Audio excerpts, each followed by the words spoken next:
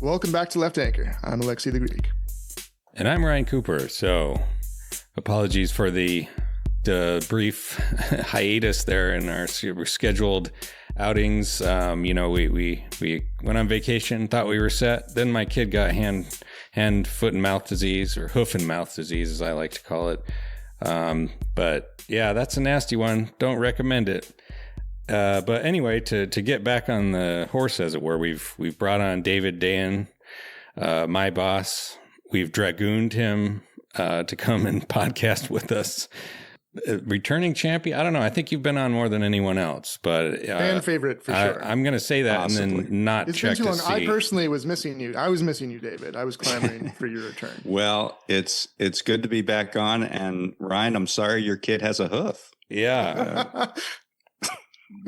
It's the little centaur babies are the worst ones. It's a tricky parenting style. A lot of strength there, though. Yeah, that's right. Yeah, we're gonna have them plowing the fields in no time. Literal horsepower. Yeah. But David, I wanted to the primary thing I wanted to talk with you about was this piece of reporting you've just published today on the Prospect about this company called Kitchen and Bath Tune-Up. And I immediately jumped on that because, as owner of a dilapidated house, I'm always dealing with, home repair stuff. And it's invariably a nightmare, whether I'm getting ripped off by some Trump voting HVAC contractor or trying to do it myself and screwing everything up. But can you tell us about this lady, Carol Haganon, and her journey through the experience? Yeah. So the story is about this a franchise. So, I feel like when we talk about big companies, often it turns to tech or maybe the auto industry or something like that. The big companies that we really experience face to face on a daily basis are franchises. They are, they have a corporate headquarters like a McDonald's or a Burger King or department stores, some big box stores, things like that. But the owner is some local businessman usually, right? It's they are franchisees. They capture or they buy a franchise from the franchise big sort of parent company, and they run the business. And these things aren't only limited to McDonald's or the brands that we know. There are sort of down the road there other smaller franchises. But what I found in doing this reporting, and took a few months, is that many of the same things that we see across all levels of these franchises are very apparent. And what you end up with is a system that is very, very good for the franchisor, but a real struggle for the franchisee. And the more down the ladder you get, often the worse off it is. And so this is a franchise called Kitchen Tune-Up. Then they built a bath subsidiary called Bath Tune-Up.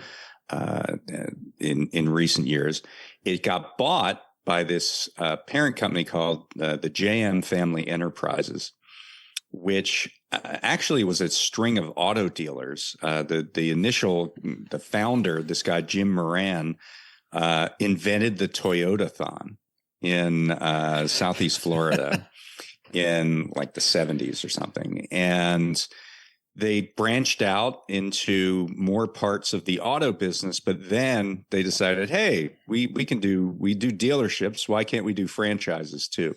So they bought this thing called Home Franchise Concepts, and then they kept adding onto it and, putting people into the Home Franchise Concepts Borg.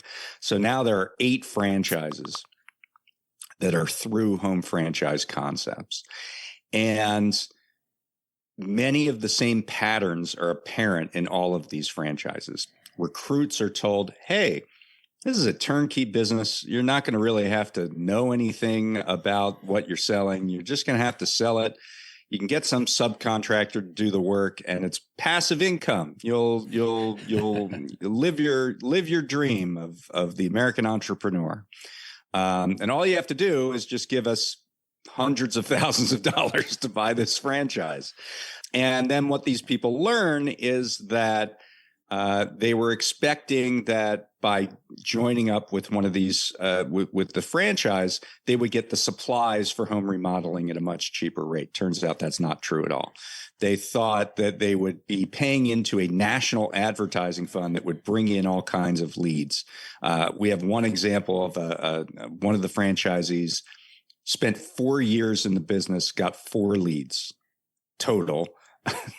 Paid $100,000 to the National Advertising Fund, so $25,000 a lead. They were forced vendors that they had to operate with, like call centers and customer service sites and customer satisfaction sites that often added nothing to the business. And basically, the what you get out of this is that it's impossible to make a profit if you're a franchisee. While the business is extracting, the parent company is extracting all of the cash from all of these sales. And even I talked to people who made $1 million, $2 million in a year and still were unable to turn a profit. All the money was being flowed up. And, I heard stories about marriages breaking up. I heard stories about, people losing homes or on the verge of losing homes.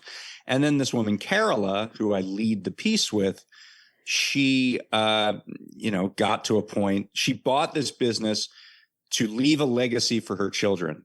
Then her children stopped talking to her because she got so crazy with the business, was working 75 hours a week.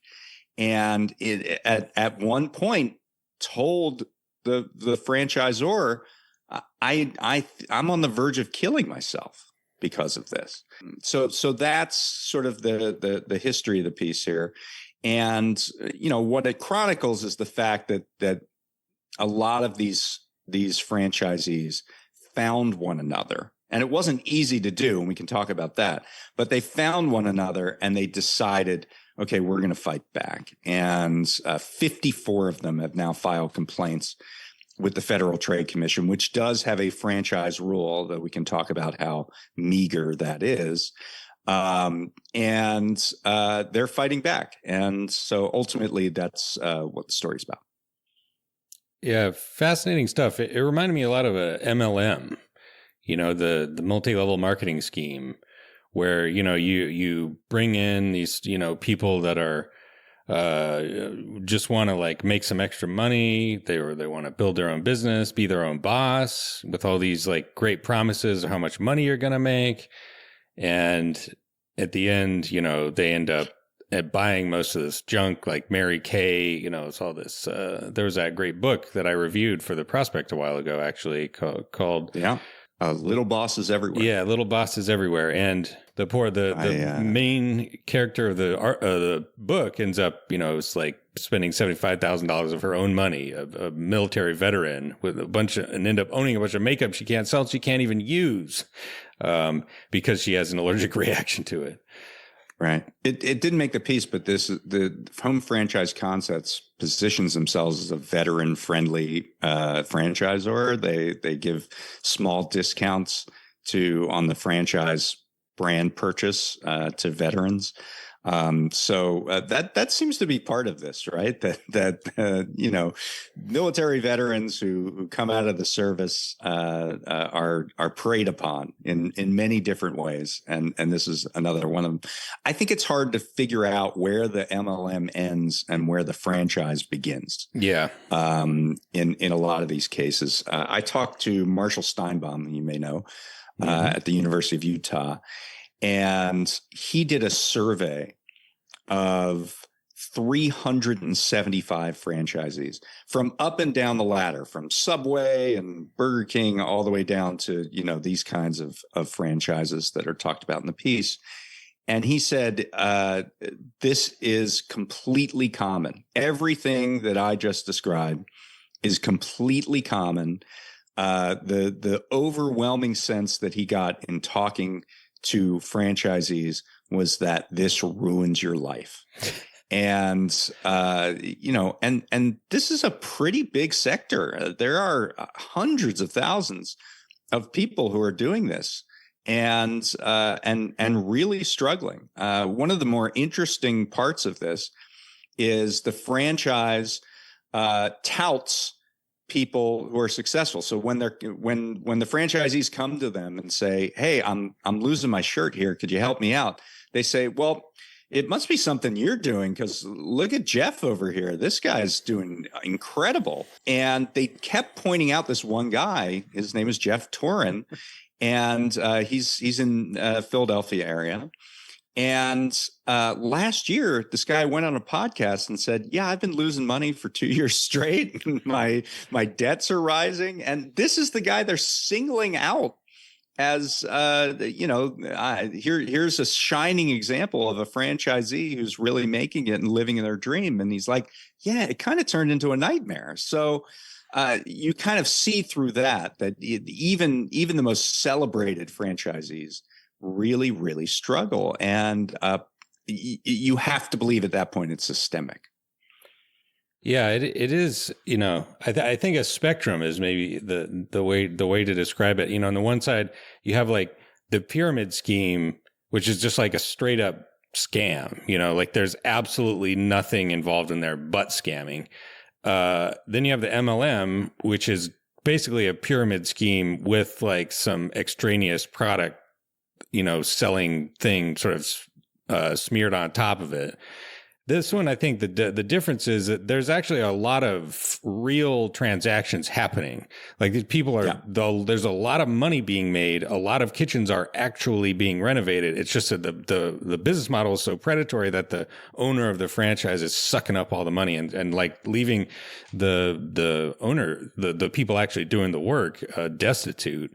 And that's absolutely kind of what I was wondering, David. How much can you tell if there wasn't this predatory extraction by the parent company? Would the businesses be profitable, or is it a combination? Because it sounded like part of it is they have these worthless call centers or bad vendors, or like how much is their profit at all that's being then just captured, and how much is it just not a profitable business in the first place? Well, I think remodeling. But the way that they're organizing it, right? The way that they're structured. That is the problem. The problem is the way that's being organized. I mean, the business in sort of the generic term, if you're doing remodeling, you have a potential for success, and especially right after COVID, that's kind of what everyone was doing, right? And so we heard from people who said, yeah, and this franchise got a bit of a flood of franchisees coming in 2020 and 2021 because everybody was doing remodeling, and it seemed like a way that it could be really profitable. But it is the structure of the business. And, a good example is this thing called discounts.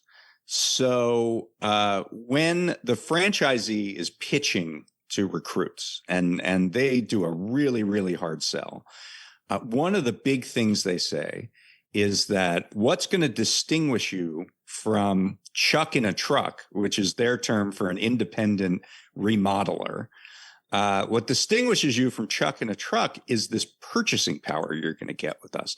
We have the ability to get great deals with our suppliers, and those suppliers will pass them on to you, which means your expenses are going to be low, and then you sell at a profit, and you're going to be successful. Well, it turns out what the discounts actually are, they go to the franchisor. They go to the top. They do not, there are these authorized suppliers that the business has to, I think they have to get 80% of their materials from these authorized suppliers. And it says there are these disclosure documents, and we can talk about those in a minute, but it says in the disclosure documents, you have to get 80% of your supplies from these suppliers, and you can buy them direct from us, the franchisor, and then we'll get them to the supplier. And it says that the supplier will give the franchisor discounts. Now, if you're reading that and you're a recruit and you don't really know much about the franchise business, you think, oh, there's a discount here. But you're not getting that. The person at the top is getting that. And they've increased their discounts over time. So in 2018, there was a 5% discount. So 5% of that price would go directly to the franchisor. And presumably the supplier would increase their price by a little bit to, capture the same profit margins because 5% was going away from them. Then they increased it to 10%.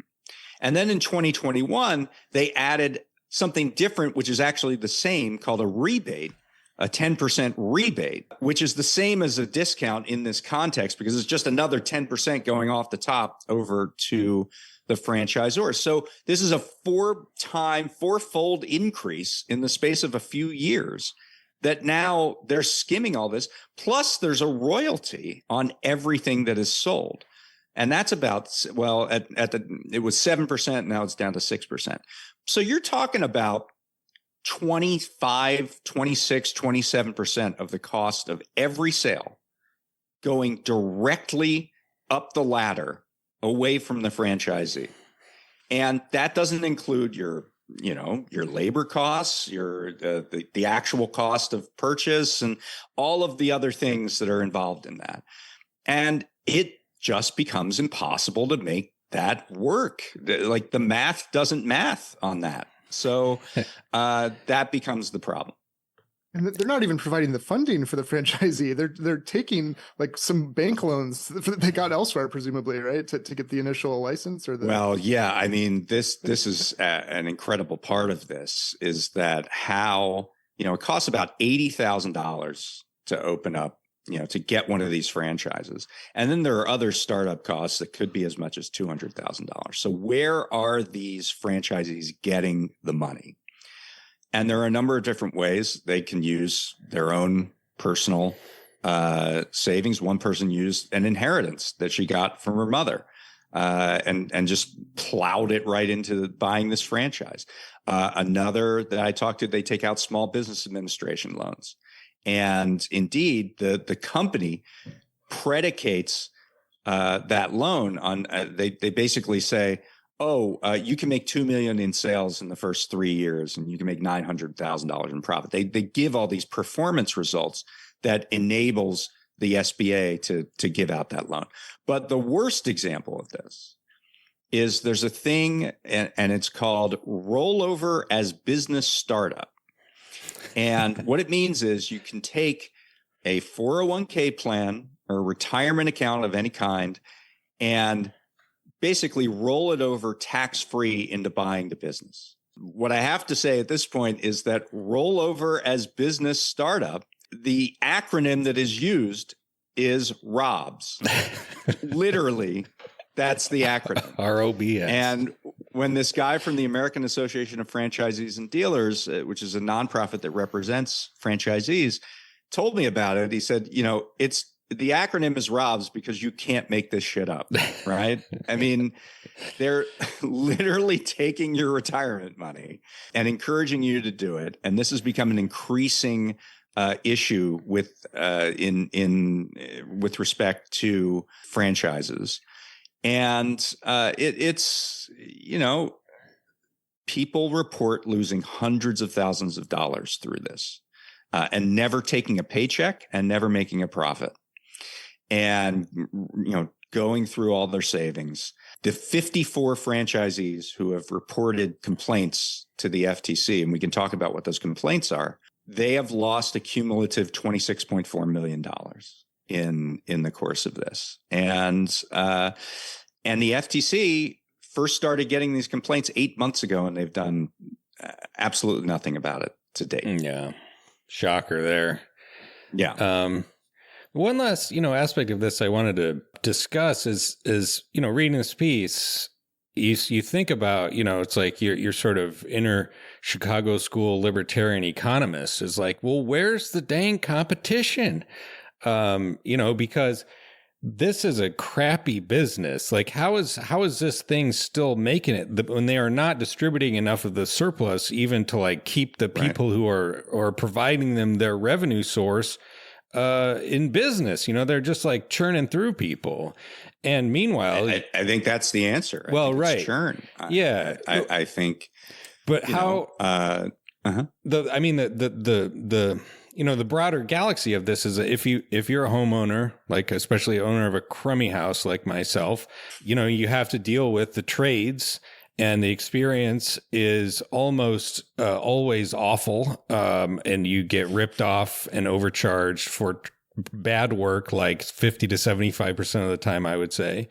And then the really curious thing is, if you find someone who's good, who will give you decent work at a good price, is not in and out of jail, and not addicted to any like really bad drugs, that person has so much work that they never even have to advertise or do anything. They have more than they could ever do, in my experience. My dad was like this. This is how he made his career, his living. Still to this day, he's like 75 years old. Mm-hmm. People call him up, Tim, help me, please. I got screwed over by some guy. Like the market, everyone knows that, right? The market is all. You find somebody good, exactly.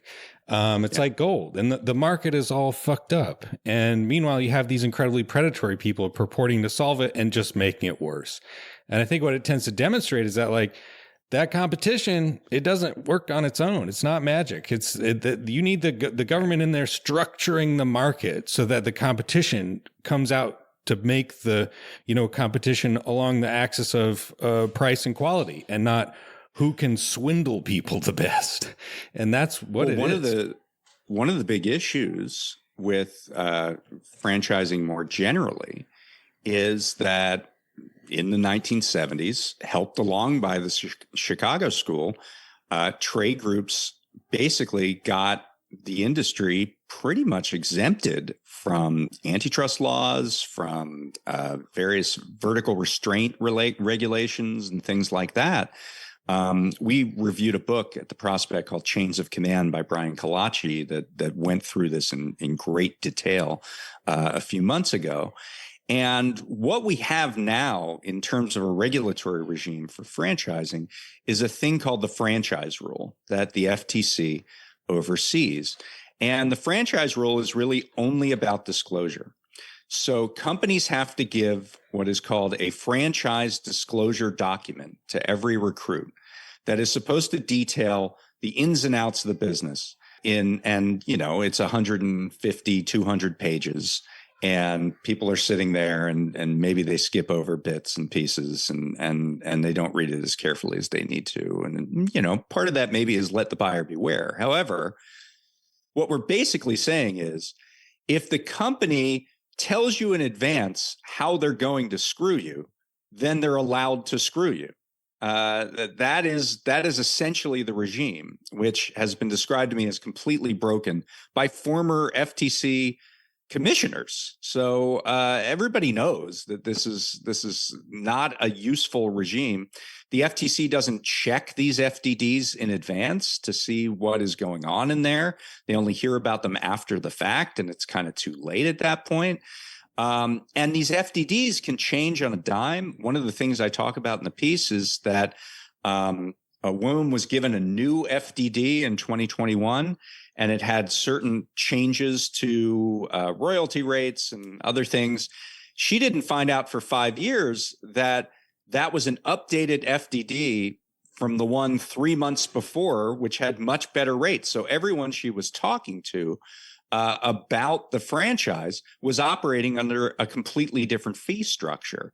And those were the people giving them due diligence, saying, oh, yeah, you can totally do good here. Another thing that's really interesting is one of the requirements of the franchise rule is that you have to list all current and former franchisees in your franchise disclosure documents. That way, you can call up former franchisees and say, hey, why did you get out of this business? And maybe you'll hear, don't go, and you won't do it. So what this company did is that every time a franchisee was going to exit, they changed their phone number to the phone number of the home office. So there was no way to contact these former franchisees and no way to get sort of the straight skinny. So the only people you could talk to are people already in the business who kind of had a reason to not make waves with the business because they don't want to be penalized. There are non-disparagement agreements. There are things like that.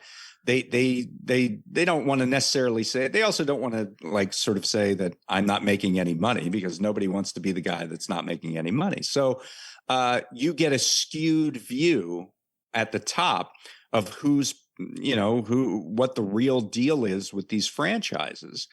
And it's questionable whether all of this is completely legal, even under the franchise rule. Like, are they really disclosing? And that is what these franchisees are asserting, is that we weren't told. I mean, there were some cases of not being told about how the fees were applied, not being told the full explanation about rebates and discounts. So they assert many, many violations of this. And I just want to shout out one person. Her name is Kay Sharaf, and she put together a 29-part YouTube series about all of this. She is a franchisee from Bloomington, Minnesota. She is an immigrant from Yemen, actually. She was a dentist in Yemen, came over with her husband, who's a software engineer. They bought the business. They've lost a lot of money. And her mission in life is to expose this. And so she put this YouTube series together. And about 10 episodes in, she got a cease and desist from the company that said, you need to take this down. You're disparaging us. You're defaming us. You need to take this down, or we're going to terminate your franchise agreement. And she said, I'm losing $10,000 a month on the franchise. So please terminate the franchise agreement. That's all I want anyway. So she didn't take it down. The upshot of this is that they sent what is known as a demand letter, which is a sort of pre-litigation step. There were 21. Now there are 21. I think at the time there were 14 franchisees on that letter. There was an attempt at mediation, didn't go well, and like everything in the great United States of America, there is an arbitration clause in this franchisee contract for any kind of dispute resolution. So the company took 10 of these franchisees to arbitration. And what the lawyer is doing right now, the attorney for the franchisees, is trying to consolidate those cases, even though the franchisor wants them to be separate. So he's trying to, use, at least get the same arbitrator or be able to share evidence, something, so that he doesn't have to do this over and over and over again with each franchisee. And so that's where we're at right now. It's ongoing. Lovely. Truly the American dream, that anyone from anywhere in the world can come over, start a small business, and get absolutely ripped off. Just get swindled for every dime you got. America. Yeah. Land of opportunity. You couldn't do that in Germany. Somebody would stop you. They'd say, hey, don't do that. So the FTC protections aren't what they should be, but even under the flimsy protections, it seems like there's a bunch of violations potentially, but the current FTC might not do what they should. Is that kind of where we're at? What do you think? Yeah. What's our confidence level in the FTC? Well, the FTC has basically sat on these things for about 8 months. We have not gotten any indication. When I wrote them, they say they don't normally disclose whether there have been any investigations. Now, the FTC has done a couple things on the franchise rule recently. Under Lina Khan, there was guidance that really asked franchisees to come to them if they had issues, and they did some guidance on that. In 2025, I think it was 2025, it might have been this year, Exponential Fitness, which is a franchisor that does gyms, paid a $17 million fine, which is actually the largest in the history of the franchise rule. But, $17 million is the fact that that's the largest might be the problem here. But that was essentially something that was already kind of litigated and adjudicated by Lina Khan's FTC, and the current FTC just kind of picked it up. They have not opened a new investigation under the franchise rule, to my knowledge, since Donald Trump got into office. And I think everybody kind of recognizes that that's likely a dead end, considering the way in which this president and his administration handles consumer protection and really anything. Although the cruel kind of irony here, as Keith Miller with the Association of Franchisees told me, is that, you know, if you talk to 20 franchisees, 19 of them are probably Republicans, right? I mean, these are people who want to. Yeah, I mean, in the crude kind of socialist view of it, say these are people who want to be petty tyrants, right? But you know, right. they maybe I'll be a little more charitable and say they just want to be entrepreneurs. Well, yeah, but that skews a little Republican, and so this is another example of a conservative administration selling out people who are inclined to vote for them. There's a certain irony, right? That's, I think, a lot of the franchise owners or small business owners who align themselves with like the Republicans and the Elon Musk and the promise of capitalism, because they're being screwed over by large corporations and these predatory schemes, they don't feel like they are in a different position from workers. They don't feel like they're predatory themselves and are extracting wealth and kind of like the things they hear don't resonate with them. No, I'm an owner, they think. You know, I'm an owner and I'm working my butt off. Not realizing that the system that we're trying to show is predatory is attacking them as well, and they should be aligning their class interests the other way, right? Yeah, totally agree. Well, speaking of Lina Khan, by the way, what do you think of the new appointment by Mamdani? Yeah, I think it's really interesting. I mean, if you want to go from conservatism to sort of actually existing democratic socialism, this particular organization, the Economic Development Council, has kind of been seen as, I think we had a quote where it's been seen, I think this is a DSA quote, that they said it's normally a concierge service for big business, for wealthy corporations. And so now it's kind of a concierge service for everybody, right? So you have Lina Khan's going to be the chairman of the board. The person who's kind of actually going to be doing most of the work is this guy. He actually comes from McKinsey, but prior to that, he ran the Port Authority in New York. And basically on day one, this was under Spitzer, kicked out every lobbyist and said, we're not talking to any lobbyists at the Port Authority. And because of that, when Spitzer got knocked out and David Patterson became the governor of New York, he got fired like almost immediately. And he was deputy mayor in Bill de Blasio. So I don't think there's kind of a team of rivals situation here. I actually think they're pretty aligned. And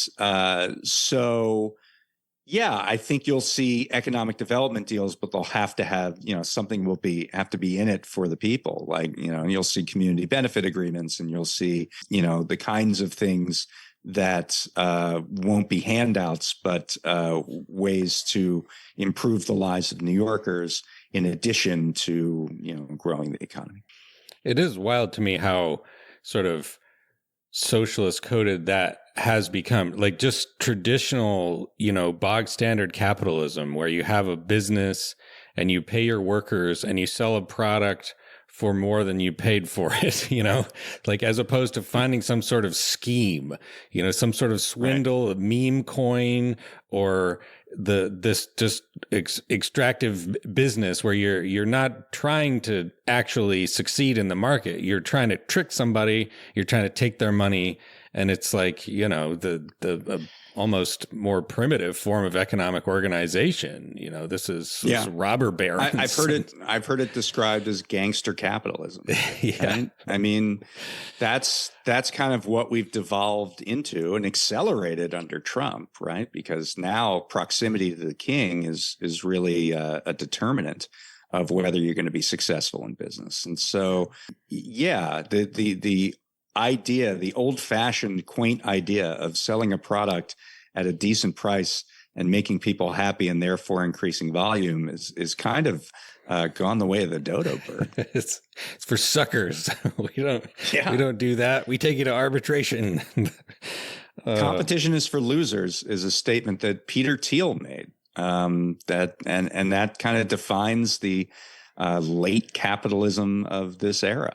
But you changing gears a little bit, another piece we've got at the Prospect by James Barata is about the subpoenas of the New York Times journalists. Trump subpoenaed a bunch of New York Times reporters, and those have since been dropped. It was U.S. attorney, and now he's a nominee to run the Department of National Intelligence, right? Or Director of National Intelligence, Jay Clayton.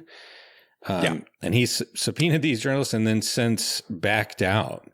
There's a backstory here. So, the initial director of national intelligence in the second Trump term was Tulsi Gabbard, right?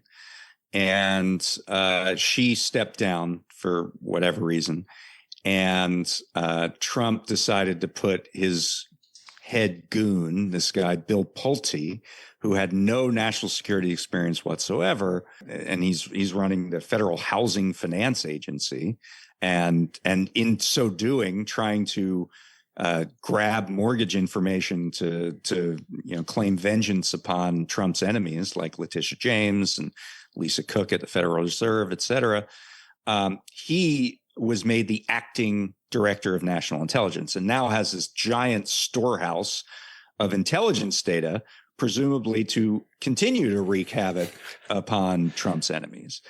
And at that very time that Pulte was appointed, Congress was trying to pass an extension of a key section of the Foreign Intelligence Surveillance Act. And the FISA, we've been talking about FISA for years and years and years. This was the program that Edward Snowden helped expose. This is surveillance on foreigners, but American citizens are caught up in the dragnet. And then there's this massive database that the FBI and the NSA can query, kind of like a Google for, warrantless spying, where they can find all kinds of information from Americans who happen to talk to people living abroad who were targeted. So it's this massive dragnet. And for years, there's been this sort of unlikely coalition of conservative civil libertarians and progressives who've wanted to reform this program. And they've essentially been stymied by intelligence hawks in Congress.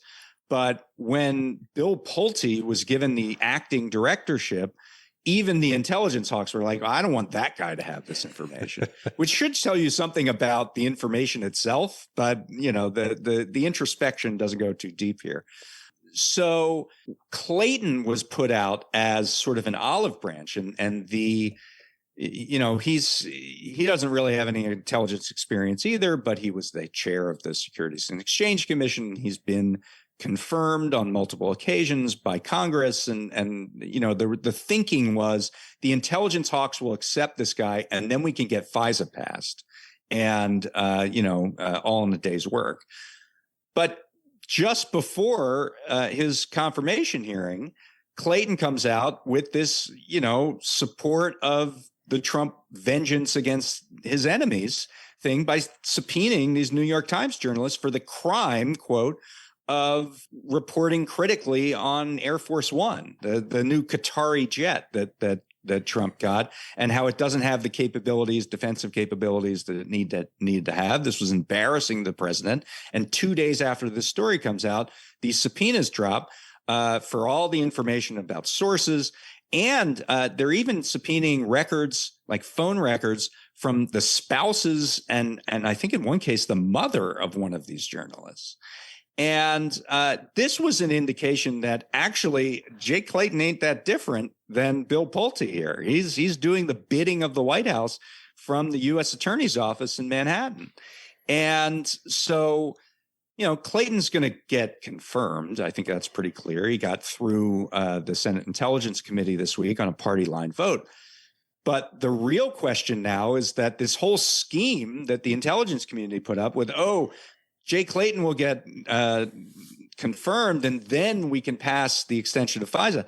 I don't know that can happen right now because he's kind of exposed himself as a Trump lackey. So that's the importance of this piece. Now, yes, they backtracked and they dropped the subpoenas because there was no other way to really, they're obviously ridiculous and they didn't follow the very specific procedure that the Justice Department has laid out over many decades on how to deal with subpoenas of journalists for the purposes of getting their sources. Yeah, I guess it is broadly an example of a trend in which the Trump lawyers are just really, really incompetent. Whether it's the people at the top or the line lawyers and whatnot, it seems like they're really scraping the bottom of the barrel in terms of, just following crossing their T's and dotting their I's when you're filing these subpoenas and whatnot. Because isn't it the case that, they've been trying to prosecute all these protesters for, being terrorists or whatever. And they've repeatedly failed to even get indictments. Grand juries have rejected they call them no bill, right? And that's happened multiple times. And prior, you'd see that occasionally, at more local levels, but federal prosecutors failing to get a grand jury indictment, they could, the previous cliche was, you could get them to indict a ham sandwich if you wanted, because you have all the control, it's not any type of adversarial process really. But now they can't even get an indictment of the guy who threw a ham sandwich. The guy in D.C. who threw a sandwich at ICE officers. They couldn't even get an indictment on him. Beautiful moment. That's right. It's so strange to me because it seems like this is one of the areas where the American system is holding up best. It's like the sort of lower levels of the criminal justice system, not previously known for its, scrupulous of fairness and adherence to sort of civil liberties and so forth. But like that, and then on the other hand, the Supreme Court is right at the core of Trumpian corruption, and they're routinely, just like overturning stuff that the lower courts are saying, like, hey, this is wildly unconstitutional, and they'll get an unsigned opinion in the rocket docket, the shadow docket, saying, no, you're wrong. And that's it. Anyway, in our last couple of minutes here, maybe we could talk tariffs again for a little bit. Tariffs are back on the menu, boys. It seems, because I'm still catching up on the news, but it seems that we've got a new set of tariffs after the last one's expired. They're on like 99% of traded goods to the United States. And they're under the 1930, the Smoot-Hawley Act. Is that correct? I can't say right now that I know the exact structure on which they're going to base this on, but we can go through the system, right? First, they use the International Emergency Economic Powers Act.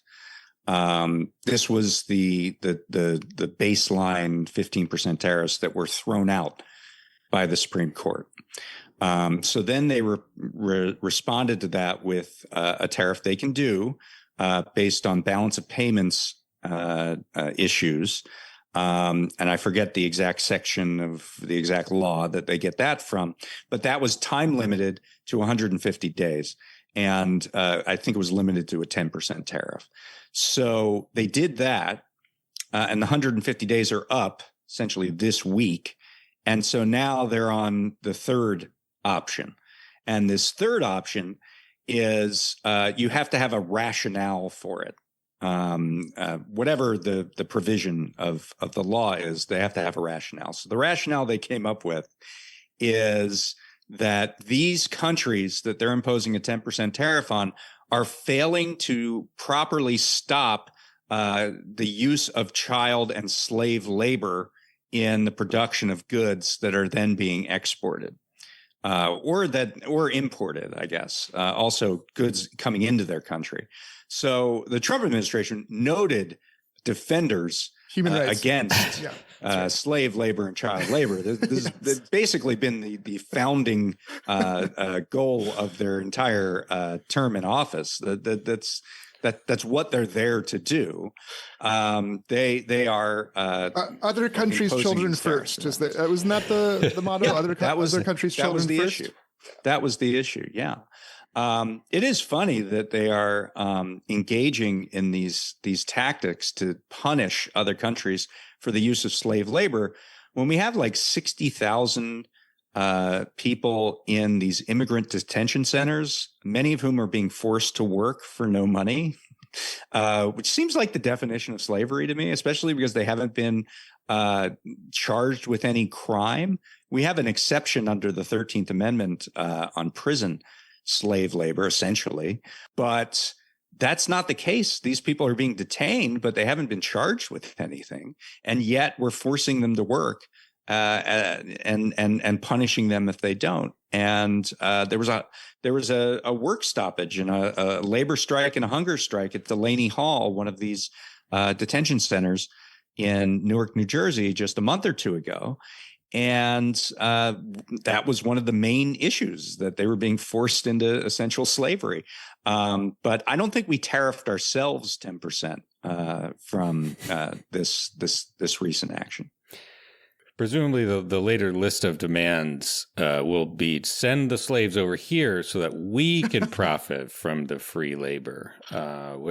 Nike, Nestle, take those people that are growing the cacao beans and whatnot, and send them to Mar-a-Lago, where the various mafiosi are going to be setting up banana plantations.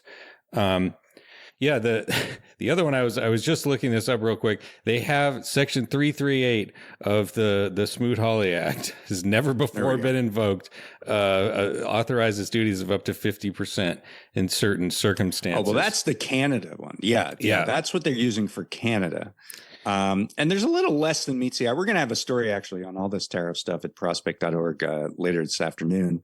There's a little less than meets the eye on the Canada one, because what they're actually tariffing is a very vanishingly small number of goods.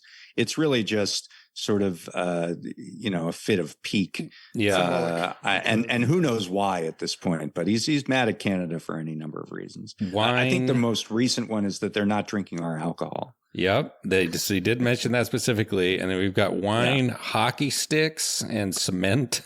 But it won't apply to energy, potash, fish. It's like 2% of all the goods that are exported from Canada to the United States. 20 billion out of like $900 billion in trade.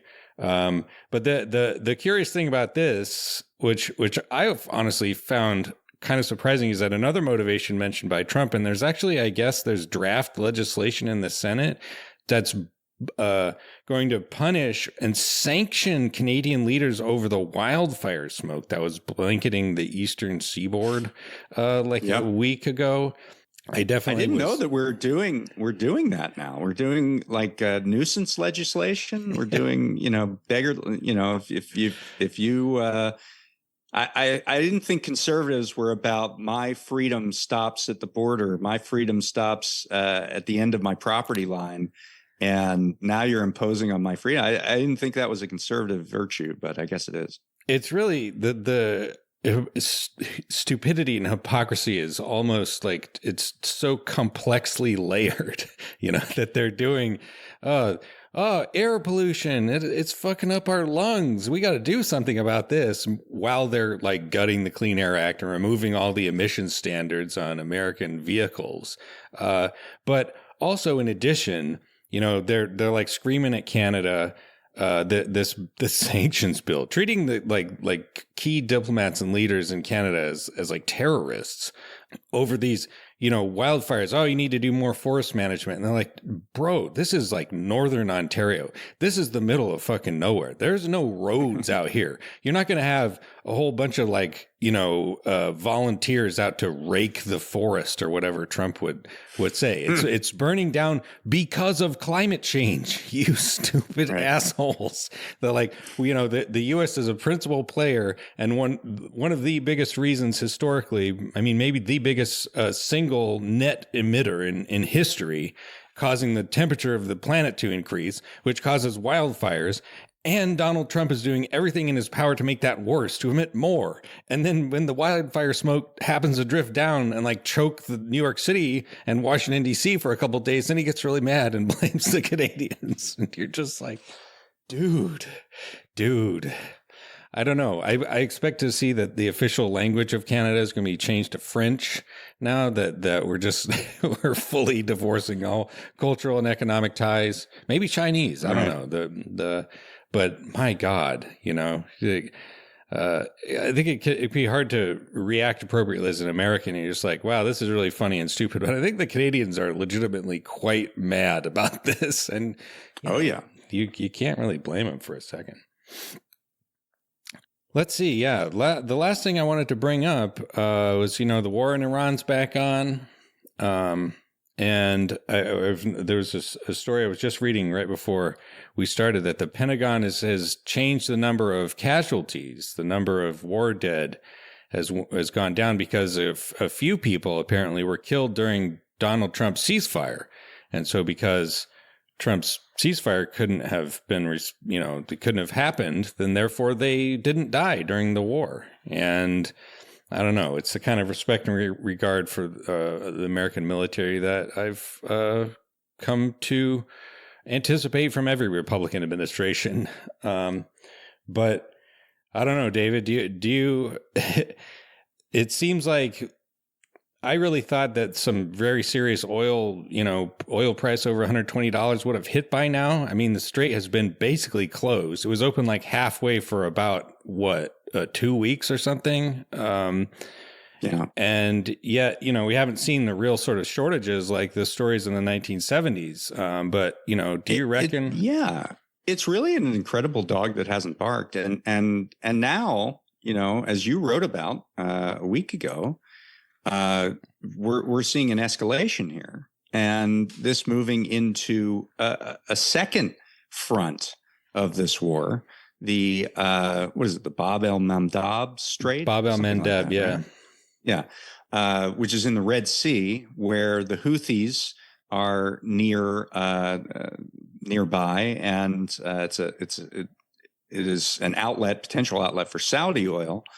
And now, that's being threatened. And so you have, a good chunk of the Middle East unable to get that oil out. And the question is, why haven't we seen shortages? We're certainly seeing price increases. Oil is now at over $100 a barrel. But why haven't we seen shortages? And I guess there are a couple reasons. One is the very considered use of petroleum reserves. But we're almost scraping the bottom of the barrel there, literally. Yeah. And so that one, but that did provide an impact. And then the big one is that China reduced its reserves, or reduced its imports of oil massively, much more than anyone thought they were able to do. And that has reduced, demand globally for oil. And so that has been a major, major factor in why we haven't seen shortages yet. Now, both of those things are nearing the perhaps end of the line, certainly on petroleum reserves, because there just aren't that many reserves left, and total reserves across the world are plummeting and are nearing the bottom. China, it's just like, it's sort of a Wile E. Coyote kind of thing. Like, are they going to be able to do this for much longer? And, obviously it's a command economy, so maybe they will, but they're basically doing a favor to the rest of the world. And why are they going to continue to do that? So, I don't know. I think that we're going to, if this keeps going on, I don't think you can outrun reality forever. Yeah. It's curious. The last thing I saw was that, people are Saudis looking down the barrel of being fully cut off, because as you said, there's a pipeline that goes across the Arabian Peninsula to Yanbu, and you can offload crude there out the Red Sea. And it can go, I think principally they've been going south through the strait, the Bab el-Mandeb Strait, and over to Asia. That's the main customer for Middle Eastern oil. Or you can go north into the Mediterranean, and Europe, another big customer. And so the only way that you could get your oil out at all to go to Asia would be to go out through the Mediterranean, all the way around Africa and back up to, the China and whatnot. And that, even if you can do that, your capacity is going to be greatly restricted because there are not enough tankers. And critically, the VLCC, very large crude carriers, like the very biggest tanker ships, they do not fit through the Suez Canal. There's only Suezmax. That's the Panamax standard for the biggest you can fit through the Panama Canal. Suezmax, the biggest. The very, very largest ones that principally just go from Saudi Arabia to China and back all the time, or they used to. Those do not fit through the Suez Canal. You'd have to excavate the whole thing again. That was recently redone a few years ago. And at any rate, yeah, I don't know, because I guess the last I heard, China is up to 75% EV share of new vehicles sold. So maybe they're just trying to crank that as high as they could possibly get it before they turn the screws on everyone in the world. I mean, that is something that you and I have both written about, that, this is Trump's Green New Deal. Yeah. That, this misbegotten war is forcing the world to come up with some alternative to hydrocarbons, because they happen to come from extremely dangerous, for the most part, extremely dangerous parts of the world, and they're very volatile in terms of geopolitics and for a variety of reasons. And so people are trying to figure out, okay, can we do homegrown energy through the sun and wind, and figure out the transportation structures and the building structures in order to facilitate that. And so there, if there's any hope in this, it's that, and it's a hope that America's made a second-rate power, essentially, right? I mean, the hope is that I mean, it's not a hope, and it's almost a reality that the Chinese led electro tech will lead the world, and put the source of all this tension and disagreement and these endless wars behind. Yeah.